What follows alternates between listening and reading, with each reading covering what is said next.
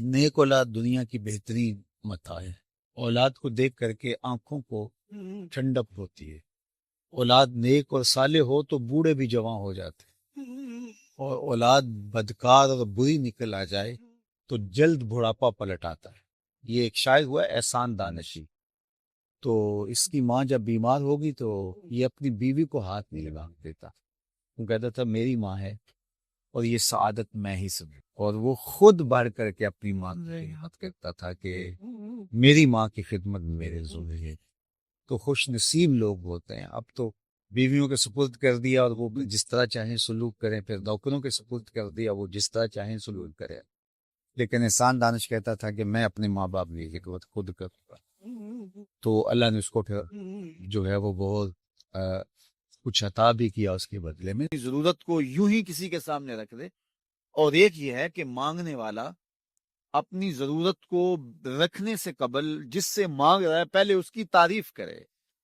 اب بندے اللہ سے ہدایت مانگنے کے لیے کھڑے ہوئے، پہلے تو وضو کیا، صاف ستھرے ہوئے، کانوں پہ ہاتھ لگائے، اس کے بعد ہاتھ باندھ کے ادب سے کھڑے ہو گئے، اور اب مانگنے لگے تو کیا بولے؟ الحمدللہ رب العالمین۔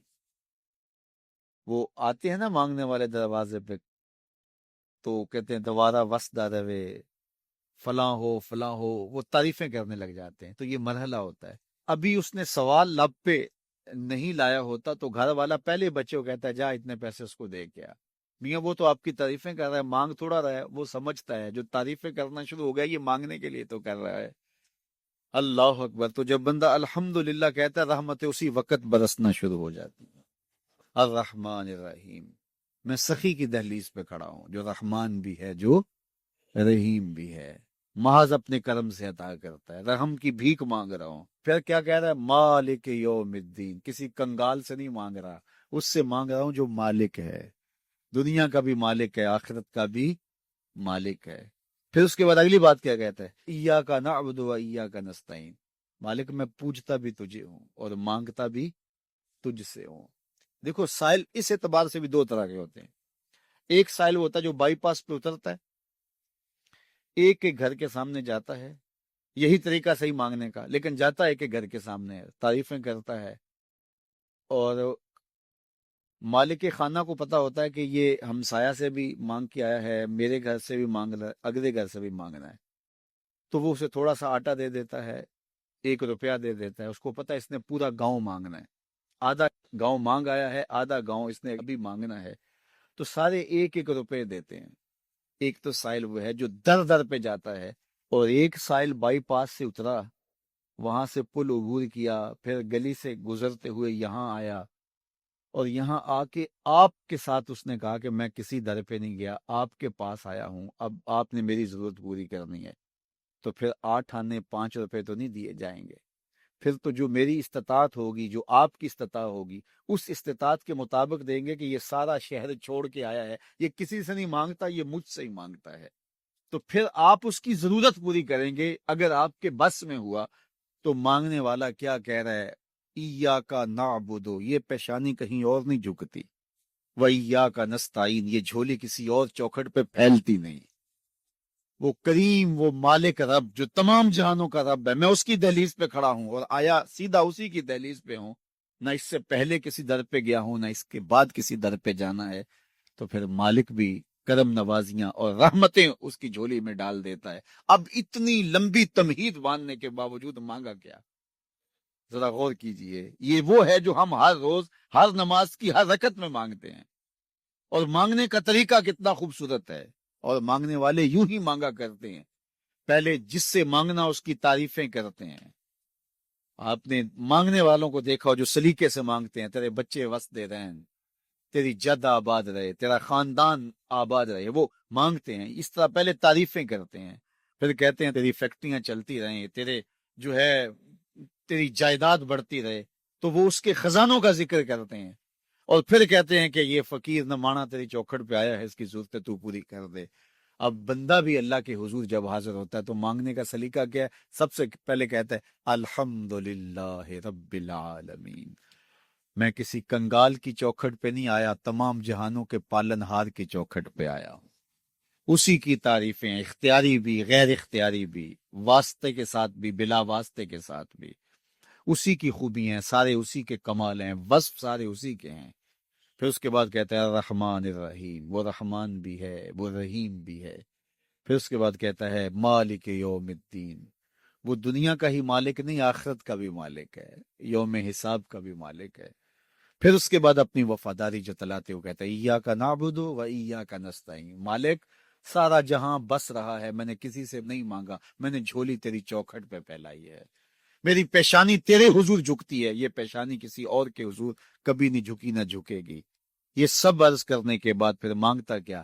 اہدنا الصراط المستقیم، مالک مجھے سیدھی راہ پہ چلا دے، میں تیرے حضور آیا ہوں، مجھے ہدایت کا نور عطا کر دے۔ انشاءاللہ یہ ہدایت کیا ہے اور ہدایت کی قسمیں کیا ہیں، اور پھر اس دعا کا جواب اللہ کی طرف سے کیا آتا ہے، اور بندے پہ کتنی کرم نوازیاں ہوتی ہیں، انشاءاللہ یہ مضمون کل ہوگا۔ اللہ مجھے آپ کو اپنی رحمتوں کے سائے میں رکھے، کہ جس کا اجالا کائنات کے ایک ایک گوشے میں پہنچا۔ اس وقت دنیا کے اوپر جتنی بھی روشنی ہے، جتنا بھی اجالا ہے، خیر کی جتنی بھی قدریں موجود ہیں، یہ سب رسول رحمت صلی اللہ علیہ وآلہ وسلم کا فیضان اور آپ کی برکت اور وجود مسعود کا نور ہے۔ مجھے اور آپ کو اس بات پر اللہ کا لاکھ لاکھ شکر ادا کرنا چاہیے کہ ہمیں حضور علیہ السلام کا امتی ہونے کا شرف نصیب ہوا۔ اس وقت دنیا کی آبادی 8ویں ارب میں داخل ہو چکی ہے، اور تقریباً 500 سے زیادہ الہامی اور غیر الہامی مذاہب دنیا کے اوپر پائے جا رہے ہیں۔ 800 ارب دنیا کی آبادی میں 8 ارب دنیا کی آبادی میں 500 مذاہب کا پایا جانا، لیکن میرا اور آپ کا مسلمانوں کے گھر میں پیدا ہونا، یہ نہ تو کسی اتفاق کا نتیجہ ہے، نہ ہم نے کوئی اس کے لیے کوئی ایسی نیکی تھی جو کام آئی، نہ ہم نے ٹوکن لیا تھا کہ ہمیں اس امت میں پیدا کیا گیا۔ یہ محض اللہ کا فضل ہے کہ اس نے ہمیں حضور کا غلام بنایا۔ جب ہم آغوش مادر میں آئے تو ہمارے والد صاحب مسجد سے مولانا کو بلا لائے۔ جب ہم ماں کی بولی بھی نہیں سمجھتے تھے، جب مادری زبان سے بھی آگاہ نہیں تھے، حرف و صوت کے مفہوم کو بھی نہیں جانتے تھے، تو مؤذن نے آ کر ہمارے کان میں اذان دی، گویا اس بات کی مبارکبادی تھی کہ مبارک ہو تو حضور کا غلام بن کے آیا ہے۔ شاہوں سے ملا ہے نہ تونگر سے ملا ہے، اللہ کا عرفان اسی در سے ملا ہے، اوروں کو ملا ہے تو مقدر سے ملا ہے، مجھ کو تو مقدر بھی تیرے در سے ملا ہے۔ میری خوش قسمتی میں تیرا امتی، یہ میرے بخت ہیں کہ میں حضور کا غلام ٹھہرا، آپ کے بخت ہیں کہ ہم حضور کے غلام ٹھہرے۔ تو جب اتنی بڑی نعمت غیر مترقبہ مجھے اور آپ کو میسر آئی اور اس کا ہم شکریہ ادا کرنے بیٹھیں تو ساری زندگی بھی حق شکر ادا نہیں ہو پائے گا، اس لیے کہ یہ ہماری کوششوں کا نتیجہ نہیں ہے، کسی عمل کا صلہ نہیں ہے، اور کسی اتفاق اور حادثے کا سبب بھی نہیں ہے۔ یہ محض اس کی کرم نوازی ہے کہ اس نے ہمیں آقا کریم علیہ السلام کا غلام بنایا اور ایسے ماحول میں پیدا کیا جہاں ہماری مائیں ہمیں حضور کے پیار کی لوریاں دیتی تھی، ہمارا باپ ہمیں حضور کی محبت کے ترانے سناتا تھا، ہماری بہنیں ہمیں حضور کی محبت سکھاتی تھی۔ اسی ماحول میں ہم پروان چڑھے، تو اس پر ہم اس کا شکر بھی بجا لیتے ہیں، اور شکر کی بہترین صورت یہ ہے کہ ہم آقا کریم علیہ السلام کی اطاعت اور فرما برداری بجا لائیں۔ جس مقصد کو لے کر وہ مبعوث ہوئے، اس مقصد کی تکمیل کے لیے، اس مقصد کے فروغ کے لیے، اس مقصد کے لیے ہم اپنے آپ کو لگا دیں اور اپنی تمام تر صلاحیتیں اس کام میں صرف کر دیں کہ اسلام کا غلبہ ہو اور دین کا بول بالا ہو، نفاذ شریعت ہو اور اسلام کا پرچم پوری دنیا کے اوپر لہرا جائے۔ یہ طے شدہ حقیقت ہے کہ اسلام نے غالب آنا ہے، مغلوبیت کے لیے نہیں، غلبے کے لیے اسلام اللہ نے دین بھیجا ہے۔ والذی ارسل رسولہ بالہدی ودین الحق لیظہرہ علی الدین کلہ، اللہ نے اسلام کو، دین اسلام کو، رسول رحمت صلی اللہ علیہ وآلہ وسلم کو اس لیے مبعوث فرمایا کہ تمام ادیان پر دین اسلام کا غلبہ ہو، اور وہ انشاءاللہ ہوگا۔ مجھے اور آپ کو اپنے آپ سے سوال کرنا ہے، خود سے پوچھنا ہے کہ اس کام کے لیے، اس مقدس عمل کے لیے ہمارا ہوم ورک کیا ہے اور ہم نے اس کے لیے کیا کیا ہے؟ کیا اسلام کے غلبے کے لیے ہماری کوشش صرف ایک جلسہ ہے، ایک جلسے کی سماعت ہے، ایک جلوس نکال لینا ہے، جھنڈیاں لگا لینا ہے، چراغاں کر لینا ہے، مسلمانوں کے گھر میں پیدا ہو جانا ہے، مسلمانوں والا نام رکھ لینا ہے، یا اس کے لیے ہم نے کچھ اور بھی کر رکھا ہے؟ اگر کیا ہے تو بہت مبارک، اور اگر نہیں کیا تو آج کی مجلس میں ہمیں سوچنا ہوگا کہ اللہ نے اسلام کو تمام دینوں پر غالب کرنے کے لیے بھیجا ہے، اور رسول اللہ صلی اللہ علیہ وسلم تمام ادیان پر اس دین کو غالب کرنے کے لیے مبعوث ہوئے، اور یہ اللہ کا سچا وعدہ ہے، یہ پورا بھی ہو کے رہے گا۔ لیکن سوال یہ ہے کہ اس وعدے کی تکمیل میں ہمارا اپنا حصہ کتنا ہے؟ وہ میں آپ کا حساب نہیں کرتا، آپ میرا حساب نہ کریں، لیکن ہم اپنا حساب تو کر سکتے ہیں کہ ہم کہاں کھڑے ہیں، اسلام کے غلبے کے لیے ہمارا کردار کس قدر ہے، کتنا ہے، کس حد تک ہے؟ زبانی کلامی ہے یا عملی ہے؟ دیر پا ہے، مؤثر ہے، فعال ہے، یا ہمارا صرف ایک وقتی طور پہ کسی ایسے جلسے میں شامل ہو کے 2 لمحوں کے لیے تفکر کر لینا ہے؟ باقی اللہ کے محبوب نے فرمایا وہ وقت آنے والا ہے جب اللہ اسلام کو غلبہ دے گا، اور ارشاد کیا کہ پتھر، اینٹ اور گارے کا بنا ہوا کوئی گھر، چمڑے اور اون کا بنا ہوا کوئی خیمہ ایسا نہیں بچے گا جس میں کلمۃ الاسلام داخل نہیں ہوگا۔ وہ وقت حضور نے فرمایا آنا ہے پوری دنیا میں، کوئی ایک خیمہ بھی ایسا نہیں ہوگا، چاہے وہ اون کا بنا ہو، چاہے وہ چمڑے، پتھر کا گھر بنا ہو یا مٹی گارے کا بنا ہو، اس گھر میں کلمۃ الاسلام ضرور داخل ہوگا۔ گویا اس کا ترجمہ سادے لفظوں میں یوں سمجھ لیں کہ شرق سے لے کر غرب تک، شمال سے لے کر جنوب تک، پوری کائنات میں ایک چھت بھی ایسا نہیں ہوگا جہاں میرے حضور کے نام کا جھنڈا نہیں ہوگا۔ تو وہ وقت بہر صورت آنا ہے، یہ صحیح حدیث ہے جو میں نے آپ کے سامنے رکھی ہے۔ لیکن آج دنیا کے اوپر غلبہ نصارہ کا ہے، آج دنیا کے اوپر غلبہ یہود کا ہے، اور آج ہمارے گھر میں گھس کر کے وہ ہمارے لوگوں کو مار دیتے ہیں اور ہم صرف مذمت کر پاتے ہیں۔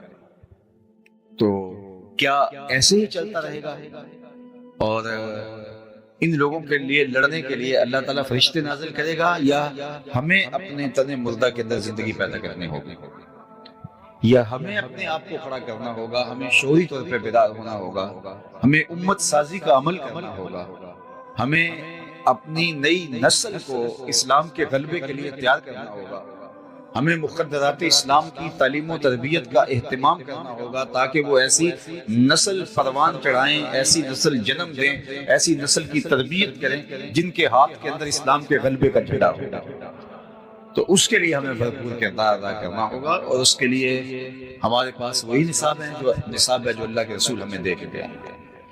ہمیں 5 گانا سجدے اگر نصیب ہیں اور نمازوں میں خشوع و خضوع میسر تو ہمیں اللہ کا شکر ادا کرنا چاہیے، لیکن اگر ہمیں 5 گانا سجدے بھی میسر نہیں ہیں تو ہمیں سوچنا چاہیے ہم کھڑے کہاں ہیں۔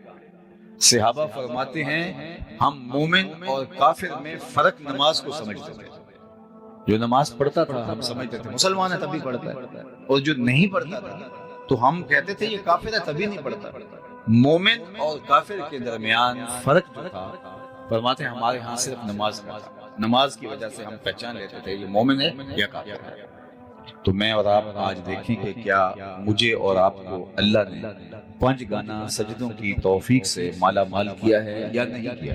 اگر ہم نے مالا مال کیا ہے تو پھر اگلا مرحلہ یہ ہے کہ نمازوں کے اندر خشوع، دل سوزی اور محبت للہیت، اور اس کے اندر مکمل طور پہ خضوع ہمیں میسر ہے یا نہیں ہے، یا کہ ہم صرف وہ ایک رسم نماز ادا کر رہے ہیں، نماز کی حقیقت بھی ہمیں حاصل ہو پا رہی ہے یا نہیں پا رہی۔ اور اللہ نے مذمت کی ہے نمازیوں جو نماز تو پڑھتے ہیں لیکن ان کی نماز سوائے دکھاوے کی ٹکروں کے اور کچھ نہیں ہوتا. فویل للمصلین الذین هم عن صلاتهم ساہون. سو خرابی ان نمازیوں کی، ان نمازیوں کے لیے جو اپنی نماز میں صرف دکھاوا کرتے ہیں، اور ان کی حالت یہ ہے کہ نماز کا جو لازمی نتیجہ ہے وہ انہیں حاصل نہیں ہو پاتا. نماز کیا کرتی ہے؟ بے حیائی سے روکتی ہے. نماز کیا کرتی ہے؟ فحشاء سے روکتی ہے. نماز کیا کرتی ہے؟ احساس پیدا کرتی ہے. نماز کیا پیدا کرتی ہے؟ نظم و ضبط زندگی میں پیدا کرتی ہے. نظام. آپ کو نماز ایک باوقار، حساس، صالح، پاکیزہ مسلمان بناتی ہے. یہ نماز کا صلہ ہے، یہ نماز کا ثمرہ ہے، یہ نماز کا نتیجہ ہے. اور اگر ہمیں نماز کے نتیجے میں پاکیزگی نہیں ملتی، عفت قلب و نگاہ نصیب نہیں ہوتی، ہمارے اندر احساس ذمہ داری نہیں آتا، ہمارے اندر نظم و ضبط پیدا نہیں ہوتا، تو پھر ہمیں رک کے سوچنا پڑے گا کہ نتیجہ تو 100% نماز کا یہی آنے کا ہے جو قرآن نے بتایا ہے، لیکن ہمارے اندر اگر پیدا نہیں ہو رہا تو کہیں کوئی سکم ہے، کوئی مسئلہ ہے. تو نئے سرے سے اپنی نمازوں کا ہمیں جائزہ لینا ہوگا، اور 5 گانا سجدوں کے ذریعے سے ہمیں ایک صالح، پاکیزہ اور ایک حساس مسلمان کی صورت کے اندر اپنے آپ کو آگے لے کر بڑھنا ہوگا، اور پھر اس نظم کے اندر لوگوں کو شامل کر کے ایک صالح معاشرت کی تشکیل دینے کی ہمیں کوشش کرنی ہوگی. اس کے بعد مجھے اور آپ کو ہمارے مالک نے، ہمارے رب نے جن صالح اقدار کا اور جن اخلاقیات کا حامل دیکھنا چاہا ہے، ہم اپنے اندر اس کا جائزہ لیں. میں آپ کے سامنے ایک حدیث عرض کرنا چاہتا ہوں. اللہ کے محبوب ایک دن وضو فرمانے لگے، اور صحابہ وضو کے پانی کو زمین پر نہیں گرنے دیتے. کائنات میں کوئی ایسا عاشق نہیں دیکھا ہوگا جیسے عاشق صحابہ ہیں. حافظ شیرازی نے اپنے محبوب سے کہا تھا کہ جیسا عاشق میں ہوں ایسا زمانے میں کوئی نہیں، اور پھر کہا اس لیے کہ تیرے جیسا سونا بھی تو کوئی نہیں. چونکہ عشق کے اندر جو گرمی آتی ہے، عشق کے اندر جو حرارت آتی ہے، وہ حسن کی فراوانی سے آتی ہے. حسن جتنا زیادہ ہوگا، عشق میں توانائی، طاقت، زور بھی اتنا ہی. تو کائنات کے اندر اگر صحابہ جیسے کوئی عاشق زمانے نے نہیں دیکھے تو حضور جیسا کوئی سونا بھی تو نہیں. اللہ نے وہ حسن دیا. لکھاں آئے لوگ زمانے تے، محبوب خدا جیا کوئی نہیں. لکھاں سونے بن بھیجے نے، اودی خاکے پا جیا کوئی نہیں. وہ حسن دیا، وہ جمال دیا. قل قمر لیلۃ البدر لم ارى قبلہ ولا بعدہ مثلہ. اللہ اکبر. حضرت ابو ہریرہ رضی اللہ تعالیٰ عنہ فرماتے ہیں کیا پوچھتے ہو، 14ویں رات کا چمکتا ہوا چاند تھے میرے حضور. پھر کہا نہیں حضور جیسا نہ پہلے دیکھا نہ بعد میں دیکھا. اور حضرت احسان بن ثابت بولے دیکھتے کیسے، کسی ماں نے جنم دیا ہوتا تو دیکھتے. خدا نے سچائی پن چھڑیا جدے وچ محمد نو ٹالیا سی. حسینہ جمیلہ دا منہ موڑ دیتا، محمد بنا کے قلم توڑ دیتا. ایسا پیکر تراشا، ایسی صورت بنائی اپنے محبوب کی. تو حضور جیسا زمانے میں سونا کوئی نہیں، تو پھر حضور کے صحابہ جیسا عاشق بھی زمانے میں کوئی نہیں. چونکہ حسن فراواں ہے تو پھر عشق بھی فراواں ہے. تو وہ حضور کے ادب کی جو رعایت کرتے تھے وہ بھی مثالی ہے. حضور کے وضو کے پانی کو زمین پر نہیں گرنے دیتے. وہ کسی کے ہاتھوں پہ آتا ہے وہ اپنے چہرے پہ مل دیتا ہے، اور جسے وہ پانی میسر نہیں آتا وہ کسی کے گیلے ہاتھوں سے ہاتھ رگڑ کے اپنے چہرے پہ مل لیتا ہے. جنہ اکھیاں دل پر ڈٹھا وہ اکھیاں ہی تک لیاں، تو ملے ہو تا ساجن ملیا ہن آساں ہی لگ رہی. بلکہ ایک دن حضور نے پچنے لگوائے تو ایک لگن میں خون جمع ہو گیا. تو آقا کریم نے ایک صحابی سے کہا اس کو لے جاؤ اور ایسی جگہ اس کو بہا دو، ٹھکانے لگا دو جہاں کسی کے قدم نہ پہنچے. وہ گئے اور ایک پتھر کی اوٹ میں بیٹھ کے نوش جان کر لیا. واپس آئے تو حضور نے فرمایا ٹھکانے لگا ہے؟ جی حضور ایسی جگہ پہ جہاں کسی کے قدم نہیں پہنچ سکتے. تو حضور مسکرائے اور فرمایا لعلک شربت، شاید تم نے پی لیا ہے. قال نعم، جی حضور میں نے کہا کہ حضور کا خون اپنے خون میں شامل کر لو، اس سے بڑی سعادت کیا ہو سکتی ہے. تو آقا کریم نے فرمایا یا غلام قد حررت نفسک من النار، اے بیٹے تو نے اپنے آپ کو آتش دوزخ سے بچا لیا ہے کہ تیرے خون میں میرا خون شامل ہو گیا ہے. تو یہ صحابہ کی محبت. حضور لعاب پھینکے تو وہ کسی کے ہاتھوں پہ آتا ہے، پھر وہ چہرے پہ ملتے ہیں. دنیا میں آپ نے یہ محبت کا انداز، لوگ داستانیں پیار کی سنی ہیں لیکن کسی محب نے اپنے محبوب کے لیے ایسا تو نہیں کیا، لیکن یہاں یہ مظاہر محبت کے دیکھنے کو ملتے ہیں۔ تو اب حضور وضو کرتے ہیں تو وہ پانی اپنے چہروں پہ مل لیتے ہیں، اللہ اکبر، اور جن کو میسر نہیں آتا وہ گیلے ہاتھوں سے ہاتھ رگڑ کے اپنے چہروں پہ مل لیتے ہیں۔ تو آقا کریم نے جب یہ دیکھا تو فرمایا ما یحملکم علی ھذا، تمہیں اس بات پر کس نے ابھارا کہ میرے وضو کے پانی کو زمین پر نہ گرنے دے رہے؟ میں نے تو تمہیں اس کا حکم نہیں دیا۔ اللہ اکبر، ساری باتیں حکم سے نہیں کی جاتی، کچھ کاموں کے کرنے کا تقاضا محبت بھی ہوتی ہے۔ محبت محبوب کو راضی کرنے کے ڈھب خود ہی سیکھ لیتی ہے، خود ہی محبوب کی چوکھٹ پر پہنچنے کے راستے تلاش کرتی ہے۔ تو کہا کہ میں نے یہ حکم نہیں دیا کہ تم میرے وضو کے پانی کو زمین پر نہ گرنے دو، ہاتھوں پہ اٹھا لو، چہروں پہ ملو، اپنے بدن سے مس کرو، لیکن تم میرے وضو کے پانی کو زمین پر نہیں گرنے دیتے، اس بات پر تمہیں کس چیز نے ابھارا؟ تو انہوں نے جو جواب دیا وہ سنیے، انہوں نے کہا حب اللہ و رسولہ، اللہ اس کے رسول کی محبت میں۔ محبت کا تقاضا یہ ہے کہ ہم آپ کے وضو کے پانی کو زمین پر نہیں گرنے دے رہے، یہ ہمارا پیار گوارا نہیں کرتا۔ جو پانی آپ کے بدن سے چھو جائے وہ ہمارے لیے آب کوثر ہے، وہ ہمارے لیے مائے معین ہے، سلسبیل ہے، تو اس پانی کو ہم اپنے چہروں پہ ملیں گے اور سعادت مندی سمجھیں۔ آقا کریم نے ان کے اس عمل پر کوئی روک نہیں لگائی، ان کی مذمت نہیں کی، ان کو منع نہیں کیا۔ اور اس موقع کے علاوہ بھی یہ ماجرا کئی بار ہوا، صلح حدیبیہ کے موقع پر بھی ایسا ہوا کہ حضور کے وضو کے پانی کو صحابہ زمین پر نہیں گرنے دے رہے تھے، تو عروہ بن مسعود ثقفی نے اس کے اوپر جو ہے وہ آواز کسی تھی، اس کا جواب حضرت ابوبکر رضی اللہ تعالی عنہ نے دیا تھا۔ تو اب یہ وضو کے پانی کو زمین پر نہیں گرنے دے رہے، پوچھا ما یحملکم علی ھذا، کہ حب اللہ و رسولہ، اللہ اس کے رسول کی محبت کی وجہ سے۔ تو حضور نے فرمایا اگر تم یہ چاہتے ہو کہ اللہ اس کے رسول سے محبت کرو اور اللہ اور اس کا رسول تم سے بھی محبت کرو، تو پھر تمہیں تین کام کرنے چاہیے۔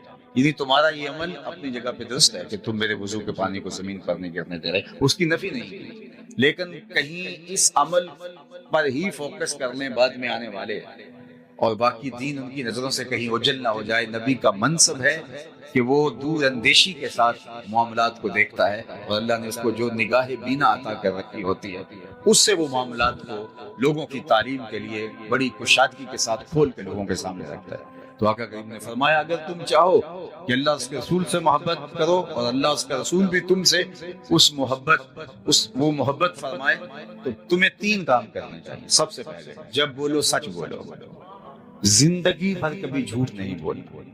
دوسری بات فرمائی جب تمہارے پاس امانت رکھی جائے اس میں خیانت نہ کرنا۔ اور تیسری بات فرمائی کہ جب کوئی تمہاری ہمسائیگی میں آ بسے تو حق مجاورت ادا کرنا، ہمسائیگی کا حق ادا کرنا، ہمسائے کا خیال رکھنا۔ تمہارا یہ عمل مبارک ہے، لیکن یہ تین عمل تم سے زندگی بھر چھوٹنے نہ پائے۔ جب بھی بولو سچ بولو، تو مسلمان تو سچ بولتا ہے، چونکہ ہمارے آقا و مولا کو کافر بھی صادق و امین کہتے تھے، تو ہم جھوٹ کیسے بول سکتے ہیں؟ جب ہمارے آقا و مولا کو دشمن بھی، جان کے دشمن بھی صادق اور امین کہتے تھے، اور جس دن حضور کو معاذ اللہ شہید کرنے کے ارادے سے حضور کے گھر کا محاصرہ کافروں نے کیا ہوا تھا، اس دن بھی ان کی امانتیں حضور کے گھر میں پڑی تھی، اور ان کا یہ عمل کہ حضور کو معاذ اللہ شہید کرنے کے لیے درپے ہے، اور آقا کریم حضرت علی المرتضیٰ رضی اللہ تعالیٰ عنہ کو اپنے بستر پہ لٹاتے ہیں اور فرماتے ہیں کہ تم لیٹ جاؤ، صبح اٹھنا، ان کی امانتیں دے کے تم بھی مدینے چلے آنا۔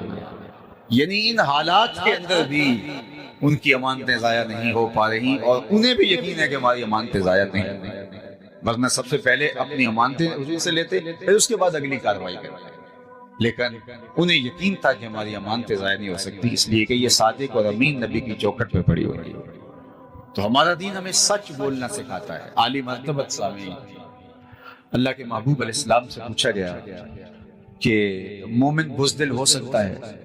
تو آقا کریم نے فرمایا نہیں، بہادر ہوتا ہے، مسلمان بہادر ہوتا ہے، لیکن ہو سکتا ہے کبھی وہ بزدلی بھی کر جائے، بشر ہی تو ہے، کوئی کمزور لمحہ زندگی میں آ ہی جاتا ہے۔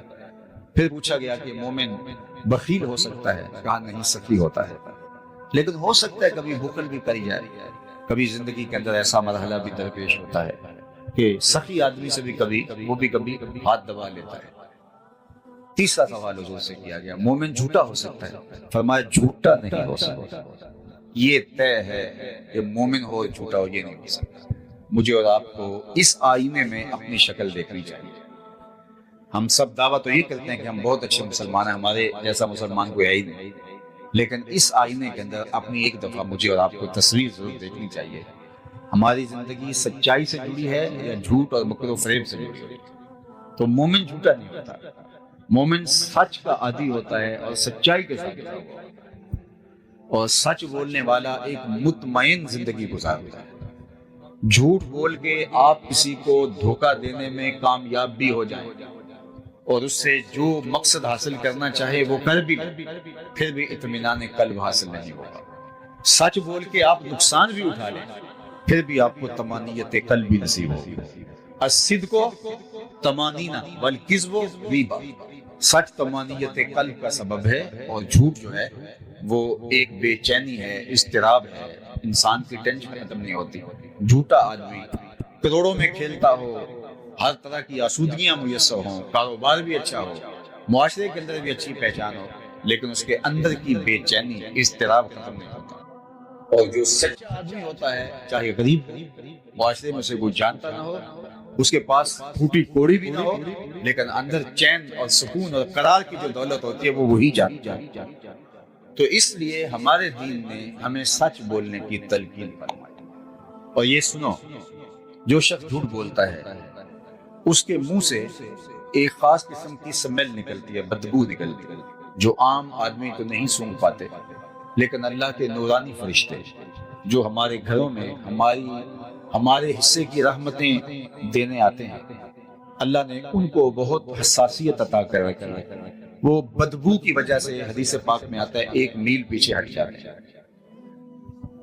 ہمارے حصے کی جو رحمت دینے آئے تھے، رحمت کا پارسل اٹھائے ہوئے ڈلیوری دینے آئے تھے ہمارے گھر میں رحمت کی، تو وہ بدبو کی وجہ سے جو جھوٹ کی وجہ سے پھیلتا ہے، اس کی عفونت کی وجہ سے وہ 1 میل پیچھے ہٹ جاتا ہے۔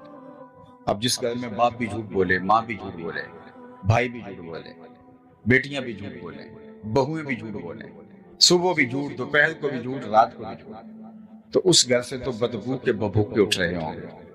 تو فرشتے تو کئی میل دور پیچھے کھڑے ہیں، ان کی رحمت کا پارسل لیے ہوئے، ان کے حصے کا جو ان کے گھر دینا تھا، اور وہ باہر کھڑے ہیں، اور ہم جھوٹ پہ جھوٹ بولتے ہیں۔ عفونت اتنی پھیل گئی ہے کہ وہ فرشتے شہر سے باہر کھڑے ہیں اور اندر آ نہیں پا رہے ہمارے جھوٹ کی وجہ سے، اور ہمارے ہاں بے قراری ہے، بے سکونی ہے، جھوٹ کی نحوست ہے، سچائی ہے نہیں جس کی وجہ سے وہ رحمتیں وصول ہوں۔ تو ہم اس کو پہلے تو برداشت کرتے رہتے ہیں، پھر ہم کہتے ہیں کسی نے تعویذ ڈال دی ہے، کسی نے جادو کر دیا، کسی نے ٹونا کر دیا، کسی نے کچھ کر دیا، پھر بھاگتے ہیں عاملوں کے پاس۔ عامل صاحب تو بیٹھے اسی کام کے لیے، اگر وہ کہیں کہ میاں تمہارے گھر میں سچائی ہوگی، 5 وقت مصلی بچھے گا، رزق حلال کماؤ گے تو گھر میں برکت ہوگی، وہ تو یہ کہنے سے رہا، چونکہ اس کے پاس تو گاہک آیا تو وہ کہے گا تم ویلے پر آگے ہو، اگر نہ آتے تو یہ تعویذ چل جائے۔ اب اتنے منگل، اتنے بدھ، اتنے اتوار آپ کو یہاں حاضری کرنی ہوگی، اور پھر وہ ایسا شخص جس کو وضو کا طریقہ بھی بعض اوقات نہیں آتا ہوتا، ان کے ڈیرے آباد ہو جاتے ہیں جھوٹوں کی وجہ سے۔ یہ گھر میں قرار نہیں ہے، گھر میں سکون نہیں ہے، آپس میں افراد لڑ رہے ہیں، کسی نے کچھ کر دیا ہے، آتا ہوا پتہ چلتا ہے، جاتا ہوا پتہ ہی نہیں چلتا۔ تو میاں وہ نحوست ہے جھوٹ کی، وہ بے برکتی ہے جھوٹ کی، اس کی وجہ سے تمہارا گھر جو ہے وہ زحمتوں کا مرکز بنا ہوا ہے۔ اس لیے کہ فرشتے رحمتیں لیے شہر سے باہر کھڑے ہیں، ان کو راستہ دیجئے تاکہ وہ رحمتیں لے کے آئیں اور تمہارے گھر کے اندر خوشیاں، خوشحالیاں، سرشاریاں، برکتیں اور رحمتیں نازل ہوں۔ تو جھوٹ کی وجہ سے ہمارا پورا معاشرہ ڈسٹرب ہو گیا، اور نیچے سے لے کر اوپر تک، درجہ چہارم کے ملازم سے لے کر کے 22ویں گریڈ کے آفیسر تک، ایک عام شہری سے لے کر کے آیان سلطنت تک، سب جھوٹ بول رہے ہیں، اور جھوٹ سے ہی کائنات کو چلانے کی کوشش کر رہے ہیں، اور دنستے چلے جاتے ہیں مصیبتوں میں، مشقتوں میں، بے چینیوں میں، اضطراب میں۔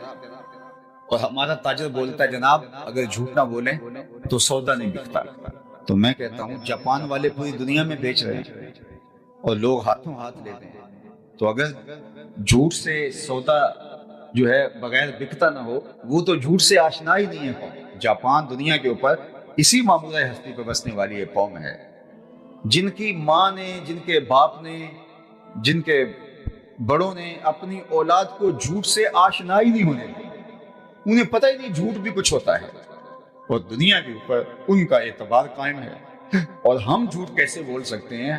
ان کا تو کوئی دین نہیں ہے، یا دین ہے بھی تو ان کی تعلیمات کس طرح کی ہوں گی؟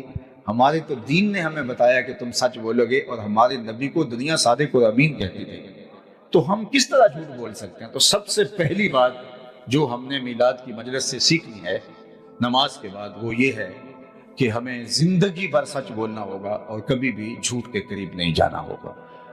دوسری بات ارشاد فرمائی کہ اے صحابہ، تم کبھی بھی امانت میں خیانت نہیں کرو گے۔ اگر تم چاہتے ہو کہ اللہ اس کے رسول سے محبت کرو اور اللہ اس کا رسول تم سے محبت کرو، تو کبھی بھی تم امانت میں خیانت نہیں کرو گے۔ اللہ اکبر۔ اب ذرا دیکھیے، ہم تو کسی کا قرض لے لیں کسی سے تو ہم آرزو کرتے ہیں وہ فوت ہی ہو جائے، قرض لے کے ہم مار کے بیٹھ جاتے ہیں۔ ضرورت تھی اس وقت منتیں اور ترلے کر کے ہم اس سے قرض لے لیا، پھر بعد میں ہم اس کا فون بھی نہیں اٹھاتے، اور وہ ہم سے قرض لینا چاہے تو اس کو دلائل دینے پڑتے ہیں کہ مجھے بڑی ضرورت پڑ گئی ہے اس لیے میں تجھ سے جو ہے وہ قرض واپس مانگ رہا ہوں۔ اور ہم کتنوں کے قرض دبا کے بیٹھ جاتے ہیں، زمینیں دبا کے بیٹھ جاتے ہیں، دیوار رکھتے ہوئے ہم سائے کے 2 انچ دبا کے ہم سمجھتے ہیں کہ ہم نے کو بہت تیر مار لیا۔ امانت میں خیانت، ہمارا دین تو اتنا حساس ہے، ہمیں فرمایا گیا کہ جب کوئی تم سے بات کر رہا ہو اور بات کرتے کرتے وہ دائیں بائیں دیکھے تو اس کا مطلب ہے وہ اس بات سے ڈر رہا ہے کہ کوئی اور نہ سن رہا ہو، تو فرمایا وہ بات بھی تمہارے پاس امانت ہوگی۔ یعنی اگر تم سے کوئی بات کرتے کرتے ہولے ہولے بولے یا دائیں بائیں دیکھے تو وہ بات بھی امانت ہوگی، چہ جائے کہ کسی سے لیا ہوا اس کو ہڑپ کر جائے۔ اور جس نے کسی کی 1 انچ بھی زمین دبائی، کل قیامت کے دن 7 زمینوں کا توق بنا کے اس کے گلے میں ڈال دیا جائے۔ یہ کوئی آسان نہیں ہے کہ ٹھیک ہے آج چلتی ہے تو چلا لو، آج تھانے کچہریاں اس میں میرا سکہ چلتا ہے تو میں جو مرضی کروں، آج کر لیں جو۔ اس لیے اللہ نے ایک عدالت رکھی ہوئی ہے، ایک دن ایک بڑی عدالت لگنے والی ہے۔ یہاں سول کورٹ میں مکر فریب سے جیت جاتے ہیں تو آپ کا مخالف جو ہے وہ چلا جاتا ہے، جو ہے وہ سیشن کورٹ میں وہاں جیت جاتے ہیں، ہائی کورٹ میں، اور سپریم کورٹ تک بھی اگر کوئی جیت جاتا ہے تو چلو دنیا میں جیت جاتا ہے، مکر و فریب سے، رشوت سے، اصل رسول سے، سفارش سے۔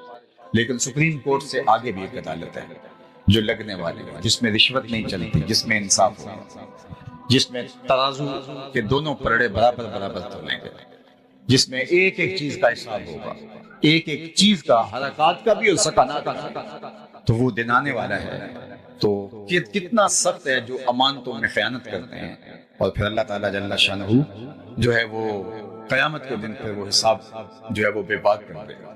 اور قیامت کے دن کیا ہوگا؟ اگر کسی نے کسی کا کچھ دبایا ہوا ہے تو اس دن تو وہ چیز تو دے نہیں سکے گا، وہ تو یہیں چھوڑ گیا ہے، زمین بھی یہاں چھوڑ گیا، جائیداد بھی یہاں چھوڑ گیا، تو پھر اس دن کیا دے گا؟ اس دن جو سکہ رائج الوقت ہوگا قیامت کے دن، وہ اعمال ہوں گے۔ تو جان چھڑانی پڑے گی اپنے عمل دے کے، اور اگر عمل دے کے بھی جان نہ چھوٹ رہی ہوگی تو پھر اس کے گناہ لینے پڑے گا۔ اور یہ کتنا بڑا کھاتا ہے؟ ایک تابعی کا قول ہے کہ جس نے کسی کے 3 پیسے دبائے، کتنے پیسے؟ 3 پیسے، اس کو اس کے بدلے میں قیامت کے دن 700 نمازیں جو جماعت کے ساتھ ادا کی گئی ہیں وہ دینا پڑے گا۔ 3 پیسوں کے بدلے میں 700 نمازیں با جماعت ادا کی گئی وہ دینا پڑے گا۔ تو میں تو کہتا ہوں اگر 1-2 ہزار بھی اگر کسی کا دینا ہوا تو ساری زندگی کی کمائی، حج، عمرے، زکاتیں، سب کچھ 1000-2000 میں چلا جائے گا۔ تو اس بات کے اندر ہمیں اپنے کھاتے کو صاف کرنا چاہیے۔ کسی کی امانت، یہ بات کا ساری زندگی رشوت لے کے لوگوں کا مال کھا کے آخری عمر میں حج عمرہ کر لیا، ٹوپی پہن لی اور اگلی صف میں نمازیں پڑھنے لگ گئے۔ میں ان کی نمازوں کی توہین نہیں کرتا، جن سے مال لوٹا ہے ان کا مال دینا بھی واجب ہے۔ اس حج سے، اس عمرے سے وہ حقوق العباد جو ہیں ان کی تلافی نہیں ہوگی، وہ تلافی کرنی پڑے گی اور وہ دینا پڑے گا ان کا مال۔ تیسری بات اللہ کے محبوب نے ارشاد فرمائی صحابہ کو، وہ یہ تھی کہ تمہاری ہمسائیگی میں اگر کوئی آ بسے تو تم نے حق مجاورت ادا کرنا ہے، ہمسائے کے حق کو ادا کرنا ہے۔